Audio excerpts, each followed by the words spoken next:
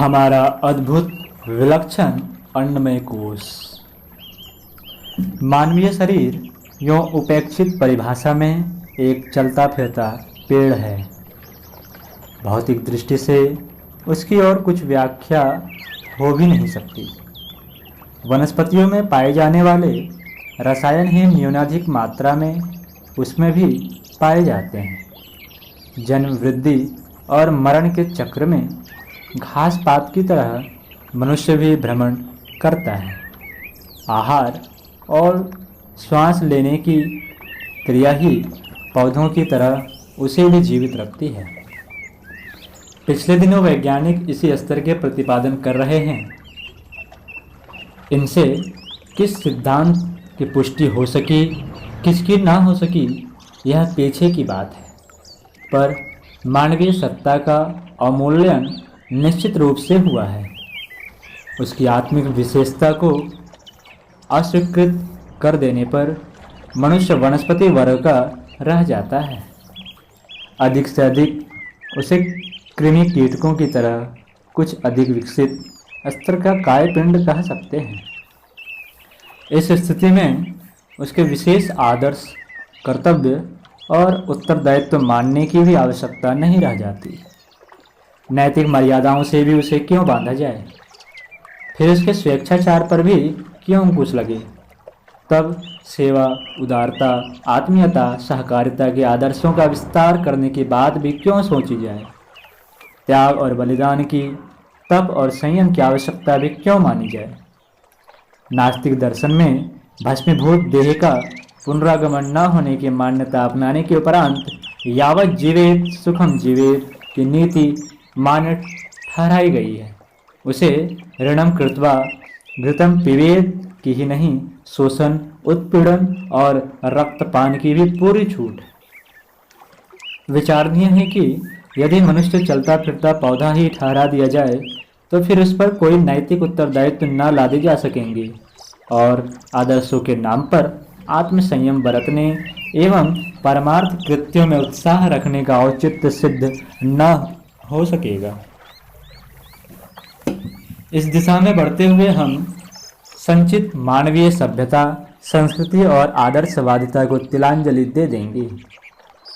पौधे और मनुष्य के बीच पाए जाने वाले अंतर पर दृष्टिपात करने से हमें दोनों के बीच हर क्षेत्र में मौलिक अंतर दृष्टिगोचर होता है। विशिष्टता मानवीय काया के रोम रोम में संव्याप्त है।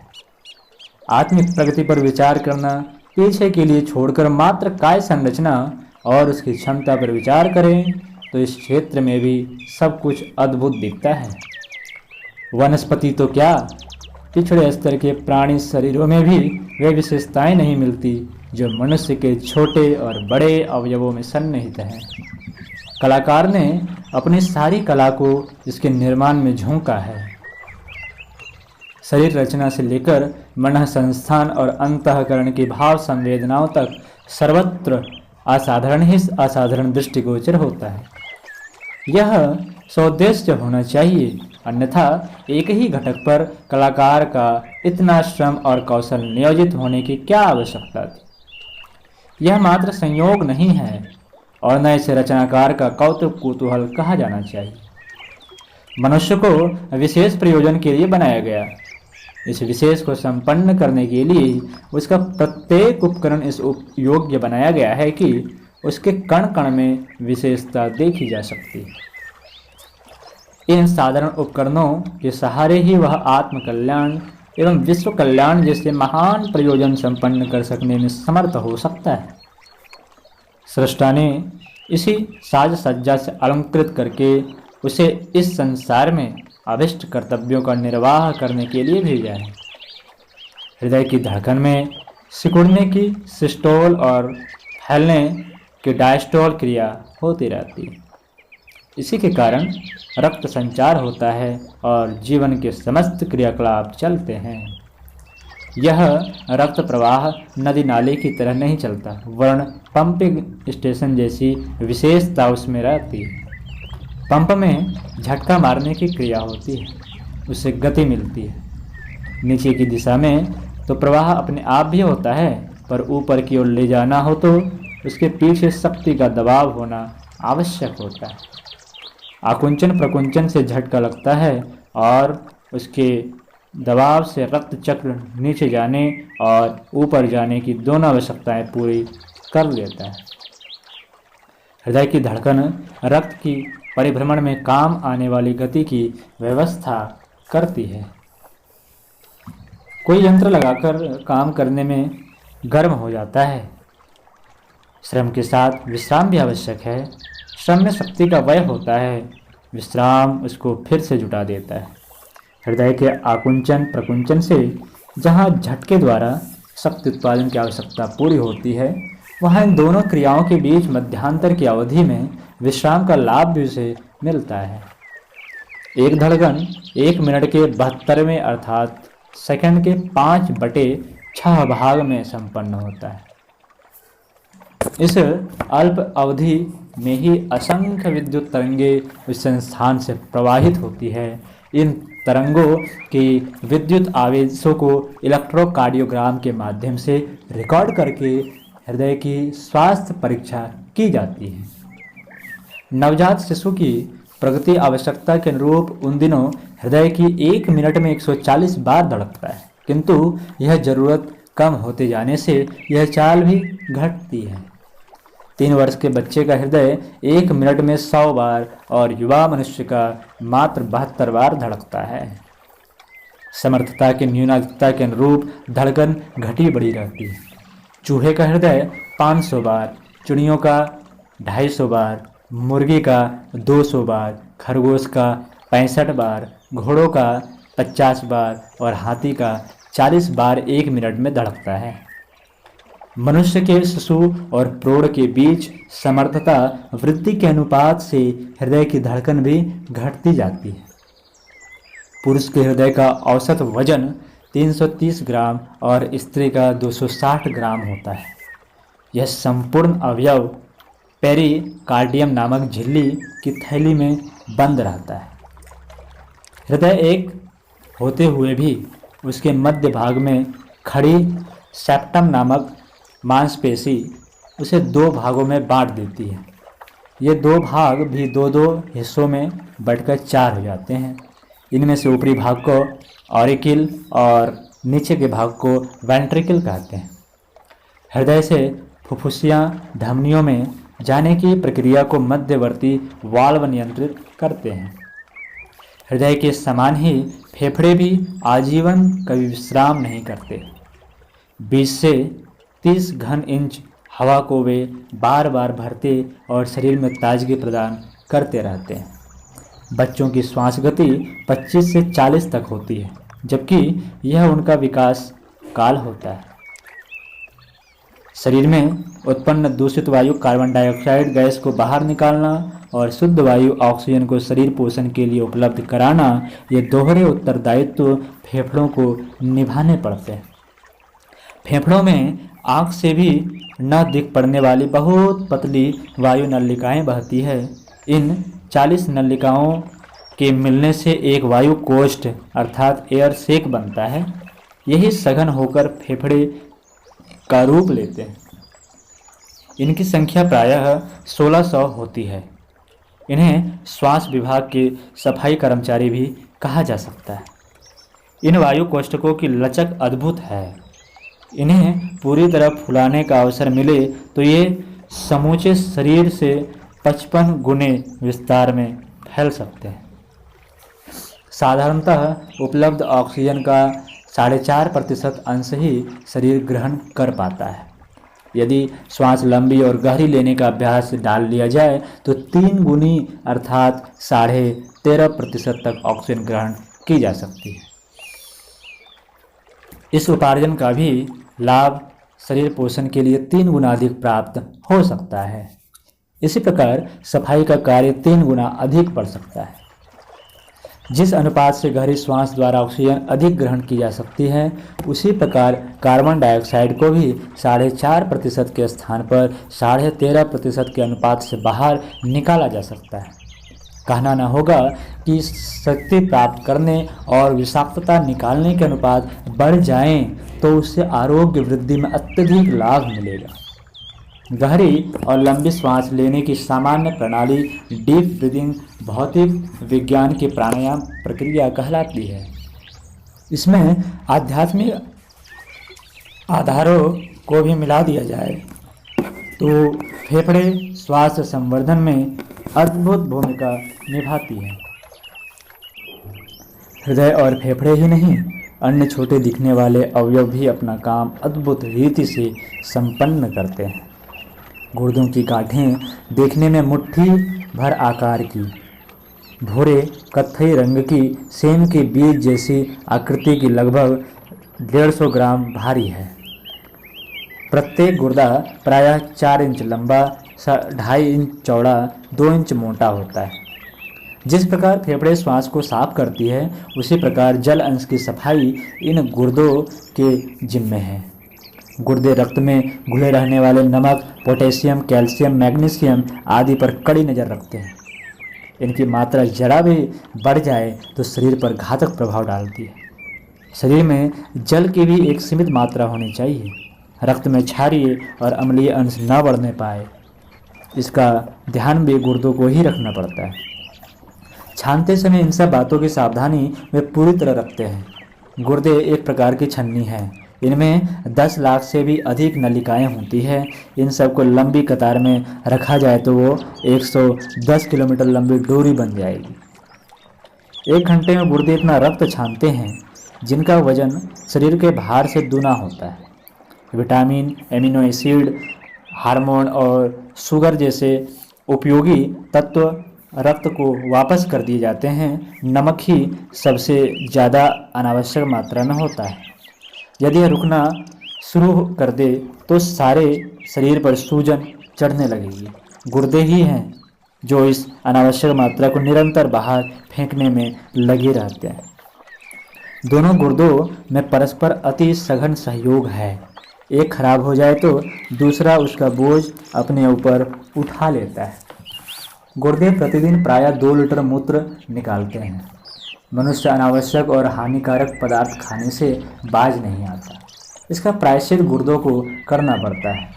नमक, phosphate, sulphate, potassium, calcium, magnesium, लोहा, crystalline, urea, ammonia, uric acid, hippuric acid, nitrogen आदि पदार्थों की प्रचलित आहार पद्धति में भरमार है।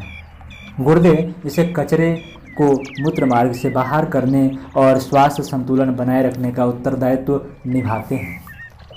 यदि वे अपने कार्य में तनिक भी ढील कर दे तो मनुष्य ढोल की तरह फूल जाएगा और देखते देखते प्राण गंवा देगा। आमाशय का मोटा काम भोजन हजम करना माना जाता है, पर यह क्रिया कितनी जटिल और विलक्षण है, इस पर दृष्टिपात करने से आश्चर्यचकित कर रह जाना पड़ता है। इस छोटी थैली को एक अद्भुत रसायनशाला की संज्ञा दी जाती है, जिसमें सम्मिश्रणों के आधार पर कुछ से कुछ बना दिया जाता रहता है। कहाँ अन्न और कहाँ रक्त। एक स्थिति को दूसरे में बदलने के लिए उसके बीच इतने असाधारण परिवर्तन होते हैं, इतने अधिक रासायनिक सम्मिश्रण मिलते हैं कि इस स्तर के प्रयोगों की संसार भर में कहीं भी उपमा नहीं ढूंढी जा सकती। आमाशय में पाए जाने वाले लवणाम्ल, पैप्सिन, रेटिनिन आदि भोजन को आटे की तरह गूंथते हैं। लवण अम्ल खाद्य पदार्थों में रहने वाले रोग कीटाणुओं का नाश करते हैं। पेप्सिन के साथ मिलकर वे प्रोटोन को पेप्टोन बनाते हैं। पैनक्रियाज में पाए जाने वाले इंसुलिन आदि रसायन शक्कर को संतुलित करते हैं और आंतों के काम को सरल बनाते हैं। इतने अधिक प्रकार के, इतनी अद्भुत प्रकृति के, इतनी विलक्षण प्रतिक्रियाएं उत्पन्न करने वाले रासायनिक प्रयोग मनुष्यकृत प्रयोग प्रक्रिया द्वारा संभव हो सकते हैं। इसकी कल्पना भी नहीं की जा सकती। आमाशय की रासायनिक प्रयोगशाला क्या क्या कौतुक रचती है और क्या से क्या बना देती है, इसे किसी बाजीगर की विलक्षण जादूगरी से कम नहीं कहा जा सकता। यूँ तो कर्ता की कारीगरी का परिचय रोम रोम और कण कण में दृष्टिगोचर होता है, पर आँख कान जैसे अवयवों पर हुई कारीगरी तो अपनी विलक्षण संरचनाओं से बुद्धि को चकित ही कर देती है। आँख जैसा कैमरा मनुष्य द्वारा कभी बन सकेगा, इसकी कल्पना भी नहीं की जा सकती। कैमरों में नाभ्यंतर अर्थात फोकल लेंथ को बदला जा सके, ऐसे कैमरे कहीं नहीं बने।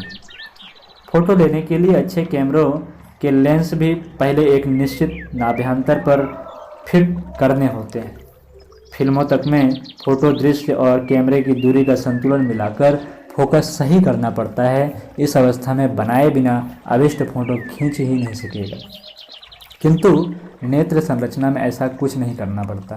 वे निकट से निकट और दूर से दूर को भी आँखों को बिना आगे पीछे हटाए मज़े से देखते रह सकते हैं। प्रिज्म या 3 डायमेंशनल कैमरे अद्भुत माने जाते हैं, पर वे भी रंगों का वर्गीकरण उस तरह नहीं कर सकते जैसा कि आँखें करती। सुरक्षा सफाई का प्रबंध जैसा आँखों में है वैसा किसी कैमरे में नहीं होता। कैमरे पहले उल्टा फोटो लेते हैं, फिर दोबारा प्रिंट करके उन्हें सीधा करना पड़ता है, किंतु आँखें सीधा एक ही बार में सही फोटो उतार देती है। कान जैसा साउंड फिल्टर यंत्र कभी मनुष्य द्वारा बन सकेगा, ऐसी आशा नहीं की जा सकती। रेडियो और वायरलेस की आवाज़ें एक निश्चित फ्रीक्वेंसी पर ही सुनी जा सकती है। कानों के सामने इस प्रकार की कोई कठिनाई नहीं है। वे किसी भी तरफ की कोई भी ऊंची हल्की आवाज़ सुन सकते हैं। कई आवाज़ें एक साथ सुनने या कोलाहल के बीच अपने ही व्यक्ति की बात सुन लेने की क्षमता हमारे ही कानों में होती है। ध्वनि साफ करने के लिए रेक्टिफायर का प्रयोग किया जाता है। कुछ यंत्रों में वैक्यूम सिस्टम एवं गैस सिस्टम से ध्वनि साफ की जाती है। उसमें लगे घन प्लेट एनोड और रिन प्लेट कैथोड के साथ ग्रिड जोड़ना पड़ता है, तब किन्हीं एक सीमा तक आवाज़ साफ होती है। किंतु कान के 3 हड्डियाँ स्टियम, मेलियम और अंकस में इतनी स्वच्छ प्रणाली विद्यमान है कि वे आवाज़ को उसके असली रूप में बिना किसी कठिनाई के सुन सके। न केवल सुनने की वरन उस संदेश के अनुरूप अपना चिंतन और कर्म निर्धारित करने के लिए प्रेरणा देने वाली विद्युत प्रणाली कानों में विद्यमान है। सांप की फुसकार सुनते ही यह प्रणाली खतरे से सावधान करती है और भाग चलने की प्रेरणा देने के लिए रोंगटे खड़े कर देती है। ऐसी बहुउद्देशीय संरचना किन्हीं ध्वनि ग्राहक यंत्रों में संभव नहीं हो सकती। शरीर पर चमड़ी का क्षेत्रफल प्रायः 250 वर्ग फीट और वजन 6 पाउंड होता है। 1 वर्ग इंच त्वचा में 72 फीट लंबाई वाला तंत्रिका जाल और 12 फीट से अधिक लंबाई वाला रक्त नलिकाएं बिखरी होती है। त्वचा के रोमकूपों से प्रायः 1 पौंड पसीना बाहर निकलता है। शरीर को एयर कंडीशन बनाए रखने के लिए त्वचा फैलने और सिकुड़ने की क्रिया द्वारा कूलर और हीटर दोनों का प्रयोजन पूरा करती है। त्वचा के भीतर बिखरे ज्ञान तंतुओं को एक लाइन में रख दिया जाए तो वे 45 मील लंबे होंगे। इन तंतुओं द्वारा प्राप्त अनुभूतियाँ मस्तिष्क तक पहुँचती है और टेलीफोन तारों जैसा उद्देश्य पूरा करती है। त्वचा के भीतर बिखरे ज्ञान तंतुओं को एक लाइन में रख दिया जाए तो वे 45 मील लंबे होंगे। इन तंतुओं द्वारा प्राप्त अनुभूतियाँ मस्तिष्क तक पहुँचती हैं और टेलीफोन तारों जैसा उद्देश्य पूरा होता है। त्वचा से कोरियम नामक एक विशेष प्रकार का तेल निकलता रहता है। यह सुरक्षा और सौंदर्य वृद्धि के दोनों ही कार्य करता है। इसके रंजक कोशिकाएं नीलानिक रसायन उत्पन्न करती है। यही चमड़ी को गोरे, काले, पीले आदि रंगों से रंगता रहता है। शरीर पूरा जादूघर है। उसके कोशिकाएं व तंतु जाल किस प्रकार जीवन मरण की गुत्थियां स्वयं सुलझाते हैं और समूची काया को समर्थ बनाए रहने में योगदान करते हैं, यह देखते ही बनता है। जीवन सामान्य है, पर उसे सुनियोजित एवं सुसंचालित रखने में एक छोटा ब्रह्मांड ही जुटा रहता है। पिंड मानवीय काया का नाम है, पर उसके भीतर चल रही विधि व्यवस्था को ब्रह्मांडीय क्रिया प्रक्रिया का छोटा रूप ही कहा जा सकता है। अन्नमय कोश, जिसे स्थूल शरीर भी कहते हैं, परमेश्वर की विचित्र कारीगरी से भरा पूरा होता है। उसके किसी भी अवयव पर दृष्टिपात किया जाए, उसमें एक से एक बड़ी चढ़ी अपने अपने ढंग की विलक्षणताएं प्रतीत होंगी। सामान्यतः इसे खाने सोने में ही खपा दिया जाता है।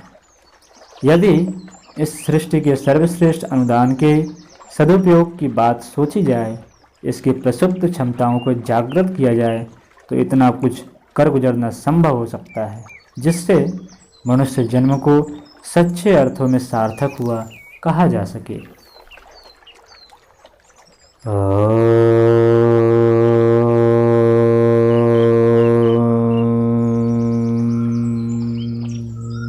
शांति शांति।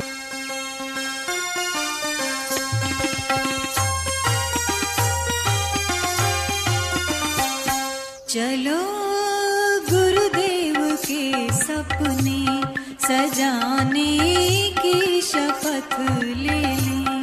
चलो गुरुदेव के सपने सजाने की शपथ